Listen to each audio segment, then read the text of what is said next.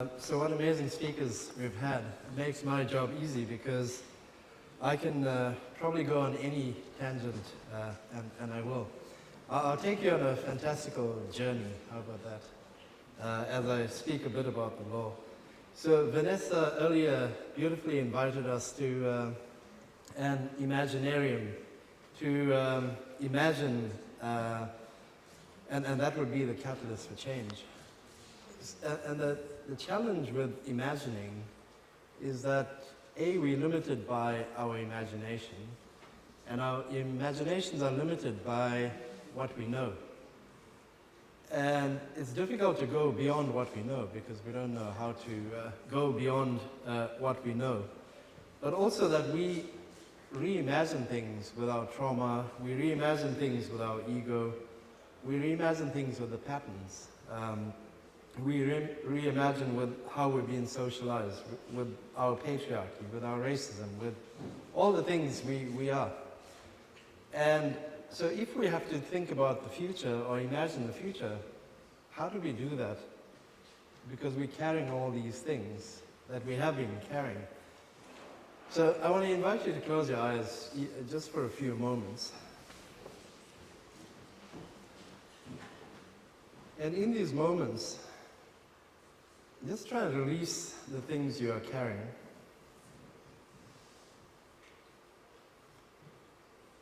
And slowly go beyond your mind.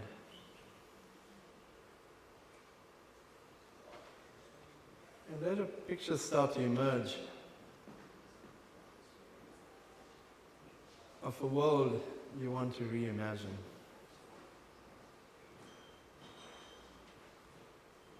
Of what it would be like, what it would feel like.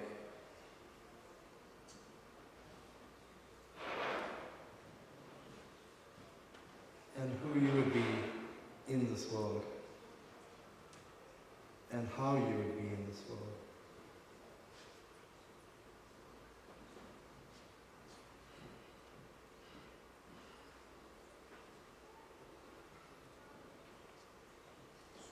And you can slowly come back and open your eyes. The amazing thing is we can dream this new world, and we know in many ways we are already in this new world. Elster earlier spoke about this energetic field that's in this room, and it's really important because that's the bigger field that we create from. We don't create from our personalities that we've created. It comes from a very bigger and deeper, infinite place that we know we're part of, but for some reason we feel like we've disconnected, or we feel some kind of disconnection. So I'm going to tell a few stories and take you back to Purikwapo, that Cormac spoke about. In July this year, I didn't have any plans for my birthday. And then out of the blue, I got an invitation from King Charles to go to his residence. And, over the years, I've stopped wondering how these things happen. So Rotendo is here, and myself, with elders from a few different traditions, were invited to go to his residence. At first, we're, very skeptical, what's this about?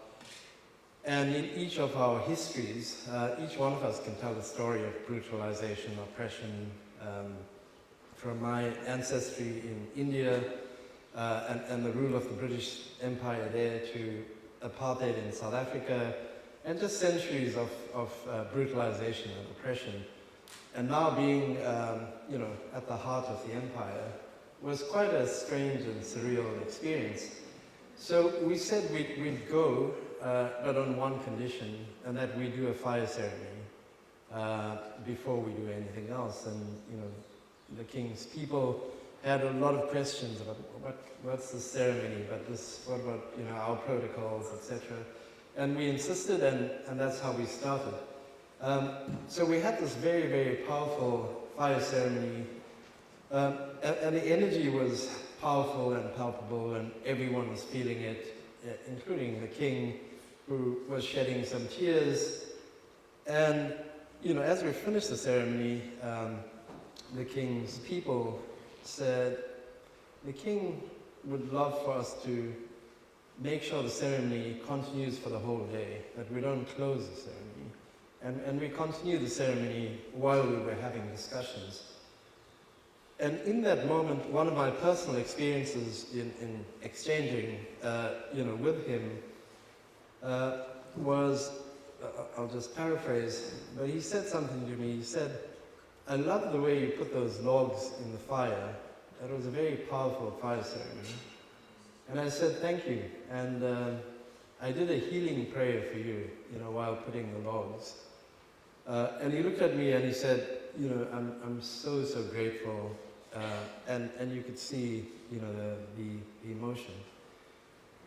In that moment, and going back in time, again, Rutenda and I, with several others, were invited on a transatlantic crossing to go from Lisbon across the Atlantic Ocean with 300 people that are at the cutting edge of tech from Silicon Valley, scientists that are working, on a range of things, lawyers, journalists, and so on, to try and figure out what do we do in this time of crisis. Many things happened, including, relationships completely breaking down, because, all of us are going there thinking, oh, we've got the answers. Now let's show the others, who we are and what we bring. But a few days when you put that many people with that big egos, things tend to collapse. And we go back to, our human selves. But the part I want to share is, in that moment, I reached my own realization that, no one's ever going to give me freedom, justice, equality, nothing. There's no one that can do that. Despite all of the injustices, despite how unequal this country is, despite the fact that people, go hungry every day. But ultimately, I have to find this within myself. And it was a big realization for me in my own journey. Before that, I was deep in the Amazon with the Sarayaku people. And with a project that I'm working with New York University called More Than Human. And the idea is really to bring, again, the people who are the best scientists, working on plant-to-plant communication, testing this in the lab, or tree-to-tree communication, or tech people working in communication with whales, etc., etc. And, many of us at the cutting edge of the law, pushing the boundaries of the law.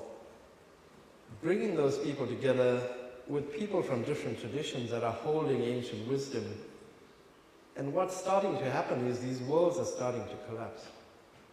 Because what people are starting to see, for indigenous people around the world, they have a cosmology, a knowing, deep knowledge, and they don't need to convince anyone else about any of those things.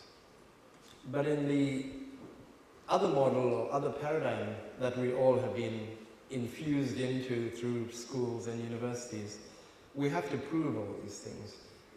What's starting to happen is, as the physicists and the quantum physicists are having their own awakenings, or something's going on, they're realizing, wait a minute, quantum physics and quantum entanglement is the same as cosmic consciousness. It's the same thing.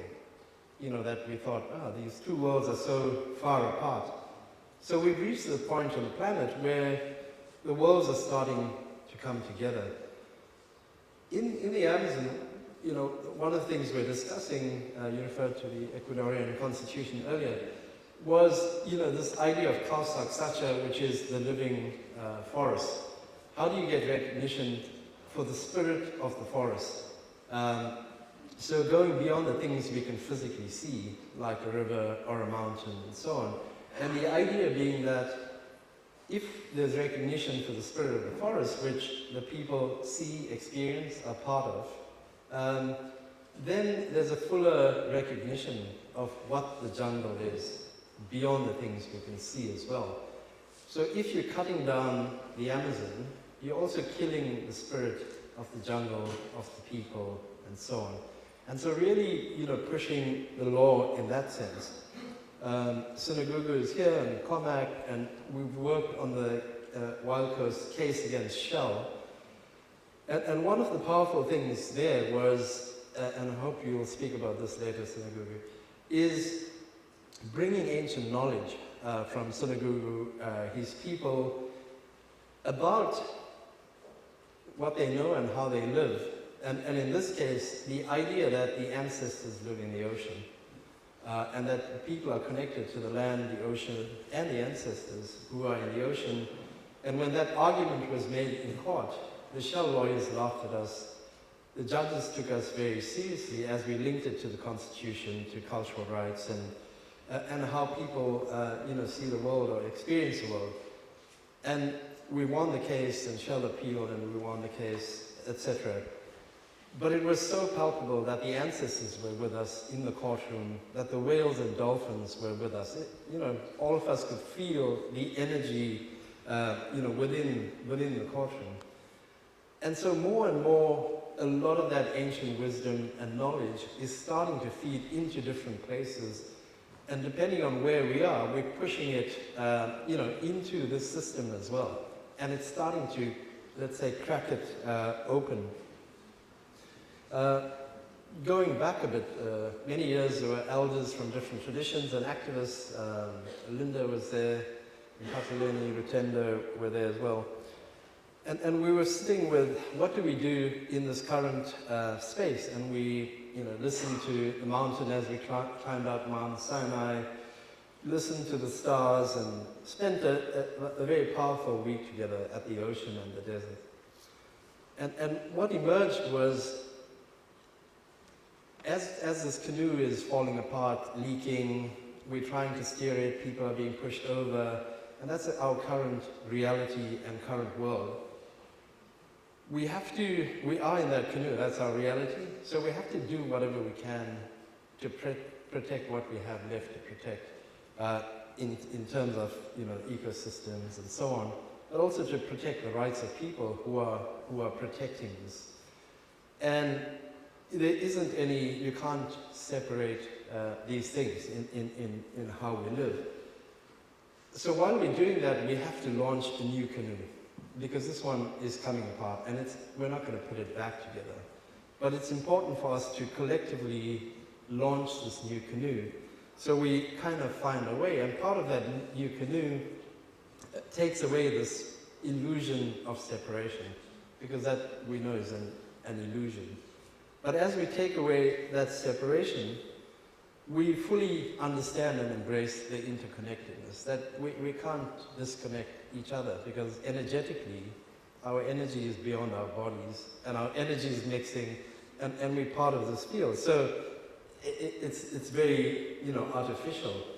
And those are the things, as we sit in the mountains, with the rivers, wherever we are, those are the things we feel, those are the things we learn. And over the last 5 years, many of us and elders from different places have been taken around the world to different sacred sites, the Great Pyramids of Giza, Mount Sinai, Hawaii, the Atlantic Ocean, the Azores, Mount Kailash in Tibet. And we each were guided to go there and to work energetically with these places as part of the transformation of the planet.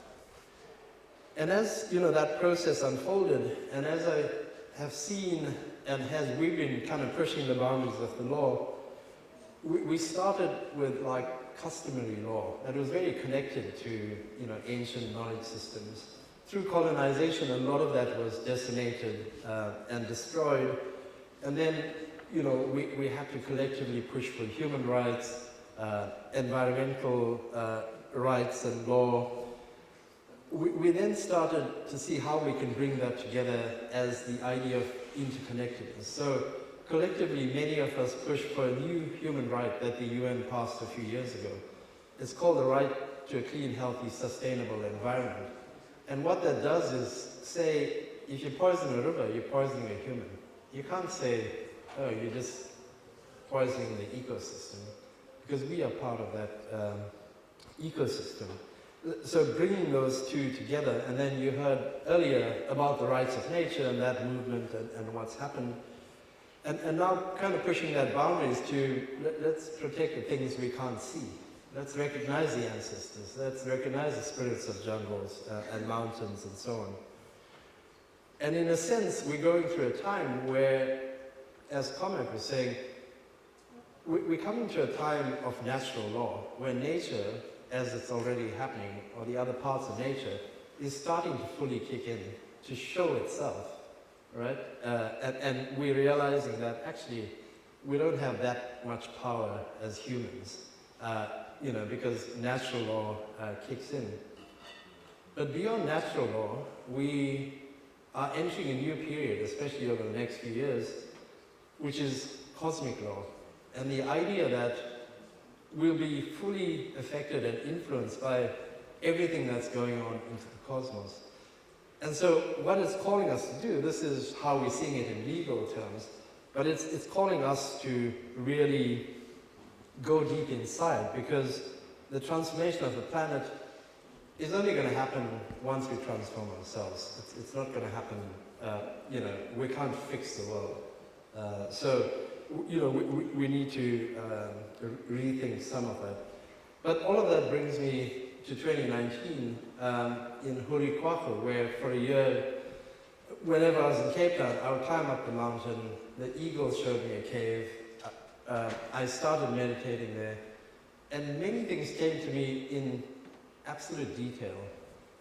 Where these energy points on the planet, how they work, the people I'll meet, the things we need to do there, how with the energy flow of the planets, based on these energy points, that will be part of the energetic and vibrational shift of the planet. And the idea that if we are not transforming and shifting, then there'll be a dissonance between how Mother Gaia is vibrating and how we are vibrating. And so we have to find that resonance again.